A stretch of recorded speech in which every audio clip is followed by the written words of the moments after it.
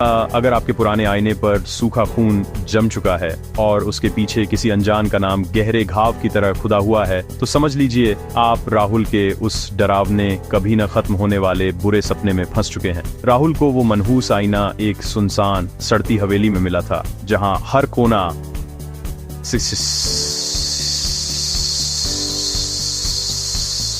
भरा था। अब आपकी बारी है उस खौफ को महसूस करने की जो उसने अपनी आंखों से देखा। हवेली के सड़े हुए कमरों में राहुल को एक टूटा हुआ आईना मिला। उस पर सूखे खून के डरावने धब्बे थे और पीछे गहरे खरोंचों में लिखा था, आर्या। पहली रात आईने में उसकी परछाई ने विकृत मुस्कान के साथ फुसफुसाया, तुम जिंदा हो, सिर्फ इसलिए क्योंकि मैं अभी भी सो रही हूं। उसकी आवाज में बर्फीली ठंडक थी।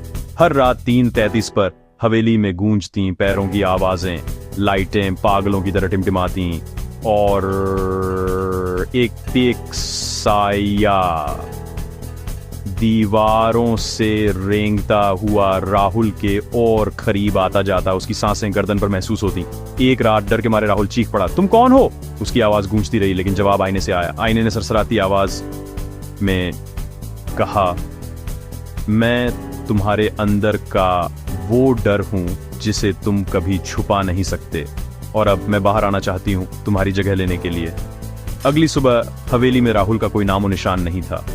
बस फर्श पर वही खून से सना आईना पड़ा था और आईने में उल्टी लटकी हुई उसकी परछाई अब भी मुस्कुरा रही थी, जैसे अगले शिकार का इंतजार कर रही हो। अगर आपके पुराने आईने पर सूखा खून जम चुका है और उसके पीछे किसी अनजान का नाम गहरे घाव की तरह खुदा हुआ है, तो समझ लीजिए आप राहुल के उस डरावने, कभी न खत्म होने वाले बुरे सपने में फंस चुके हैं। राहुल को वो मनहूस आईना एक सुनसान सड़ती हवेली में मिला था, जहां हर कोना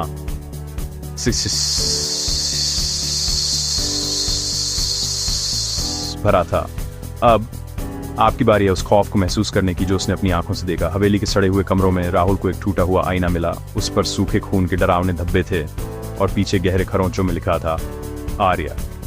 पहली रात आईने में उसकी परछाई ने विकृत मुस्कान के साथ फुसफुसाया, तुम जिंदा हो, सिर्फ इसलिए क्योंकि मैं अभी भी सो रही हूं। उसकी आवाज में बर्फीली ठंडक थी।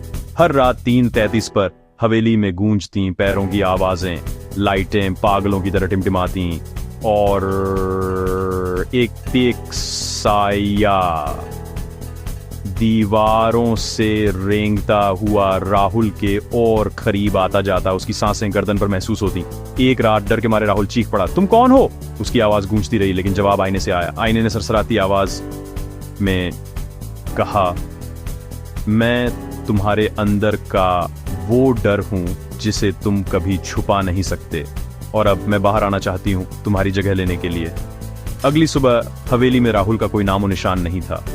बस फर्श पर वही खून से सना आईना पड़ा था और आईने में उल्टी लटकी हुई उसकी परछाई अब भी मुस्कुरा रही थी, जैसे अगले शिकार का इंतजार कर रही हो।